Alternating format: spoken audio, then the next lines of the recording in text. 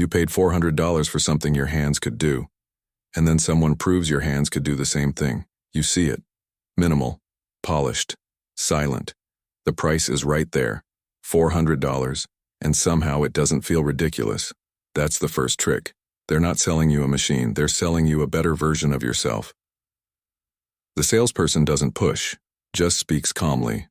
Cold-pressed.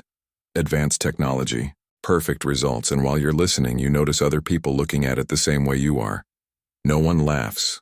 No one questions it. And that matters. Because when no one questions the price, you don't want to be the first. So you justify it.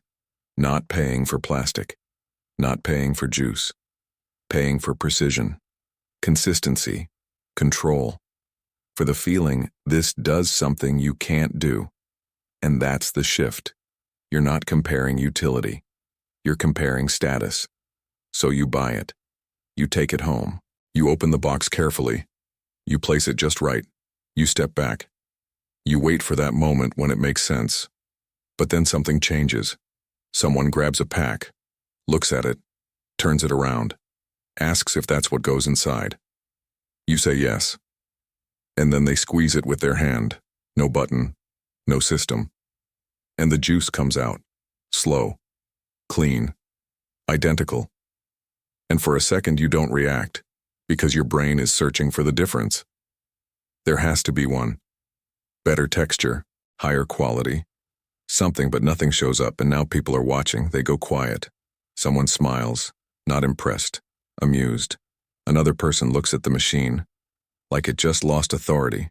And that's when it breaks. Not the machine, the story. Because you realize something uncomfortable. You didn't pay for a real improvement. You paid for a visible one. For something that looked more advanced, even if the result didn't change. And this happens everywhere. Products that don't sell better function. They sell a better version of you. That was the business. Not technology. Perception. A story so polished, you stopped asking if it was necessary. And as long as no one tested it, it worked. Because that's the trap. You didn't need more. You needed to believe you were more using it.